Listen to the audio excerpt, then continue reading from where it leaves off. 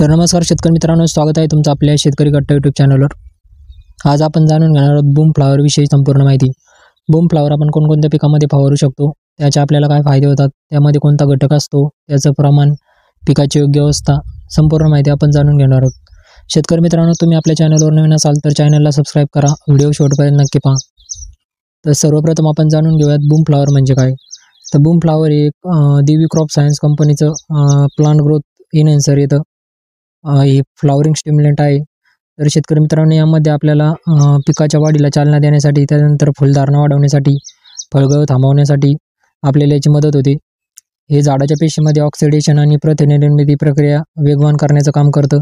त्यामुळं पानामध्ये हिरवेगारपणा असन, फुलांची संख्या असन, त्यानंतर फ्रूट सेटिंग असन, ती वाढलेली आपल्याला दिसून येते। शेतकरी मित्रांनो, बूम फ्लॉवर हे एक हार्मोनल आहे, हे एक बायोस्टिम्युलंट आहे, हे कोणतंही खत किंवा कीटकनाशक नाही आहे। तर शेतकरी मित्रांनो, आता आपण जाणून घेऊयात यामध्ये घटक कोणकोणते असतात ते। तर एक म्हणजे यामध्ये नायट्रोबेन्झीन नावाचा घटक येतो, त्याचं प्रमाण यामध्ये आपल्याला 20% दिलेलं असतं। शेतकरी मित्रांनो, हे आपल्याला लिक्विड फॉर्ममध्ये येतं पाण्यात, त्यामुळे सहज विरघळतं। यामध्ये आपल्याला घटक इमल्सिफायझर, स्टेबलायझर आणि सॉल्व्हंट हे घटक येतात। तर हे काय करतं, पानाच्या आतमध्ये शोषलं जातं आणि जैविक प्रक्रियांना झाडामध्ये गती देण्याचं काम करतं। त्यामुळं फुलांची संख्या वाढण्याचं काम, झाडाला वाढीची चालना मिळण्याचं काम, तसंच फ्रूट सेटिंग जास्त प्रमाणात होण्याचं आपल्याला मदत होते। तर आता याची मोड ऑफ ॲक्शन बघूयात, हे काम कसं करतं ते। तर शेतकरी मित्रांनो, हे काय करतं, प्लांट जे हार्मोन असतील त्यामध्ये ऑक्सिन, सायटोकायनिन, जिब्रेलिन यांची क्रिया उत्तेजित करण्याचं हे काम करतं। त्यानंतर शेतकरी मित्रांनो, प्रोटीन सिंथेसिस असन, क्लोरोफाईल फॉर्मेशन वाढवण्याचं काम करतं। फुलांची सेटिंग होण्यामध्ये, बड इनिशिएशन होण्यामध्ये आपल्याला याची मदत होते। त्यानंतर फ्लॉवरिंग ड्रॉप कमी करतं, फुलगळ कमी करतं, त्यामुळे सेटिंग जास्त प्रमाणात वाढते आणि त्यामुळे निश्चितच आपल्याला उत्पादन आपलं वाढवण्यास मदत होते। तर आता याचे फायदे काय काय होतात ते जाणून घेऊयात।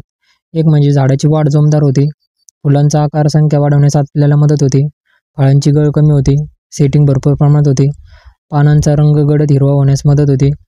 त्यानंतर पोषक तत्व असन, त्यांचं शोषण वाढवण्यासाठी आपल्याला फायदा होतो, पिकांची रोगप्रतिकारशक्ती सुधारण्यासाठी मदत होते। आपल्या उत्पादनामध्ये यामुळे निश्चितच 15 ते 20% आपल्याला वाढ झालेली दिसून येते आणि हे आपण सर्व पिकांसाठी वापरू शकतो। तर आता याचा वापर कोणकोणत्या पिकांमध्ये करायचा ते जाणून घेऊयात।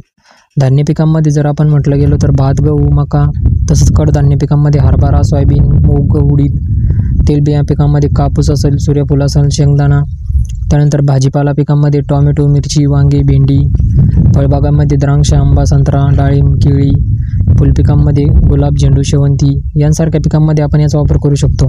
शेतकरी मित्रांनो, आता आपण जाणून घेऊयात बूम फ्लॉवर वापरण्याचा डोस आणि पद्धत कोणती आहे ते। आपण फवारणीसाठी जर तुमच्याकडे 15 लिटरचा जर पंप असेल शेतकरी मित्रांनो, तर त्याला आपण एका पंपासाठी 30 मिली प्रतिपंप आपण घेऊ शकतो। फवारणी करताना आपण पहिली फवारणी आपण रोप लावल्यानंतर 20 ते 25 दिवसांनी करावी, जेणेकरून आपल्या झाडाची वाढ चांगली होईल। त्यानंतर दुसरी फवारणी करताना फुलं येण्याच्या अगोदर आपण जर 20-25 दिवस अगोदर जर फवारणी केली तर फुलांची संख्या जास्त प्रमाणात वाढवण्यास आपल्याला मदत होते, तसंच फुलगळ कमी होते आणि फ्रूट सेटिंग होण्यामध्ये आपल्याला चांगला याचा फायदा होतो। शेतकरी मित्रांनो, याची फवारणी करताना फक्त पाऊस होण्यापूर्वी आणि जास्त वारं जर असेल तर फवारणी टाळावी। फवारणी केल्यानंतर कमीत कमी 5 ते 6 तास पाऊस येऊ नये। जर पाऊस आला तर त्याचा आपल्याला म्हणावा तसा परिणाम झालेला दिसून येणार नाही।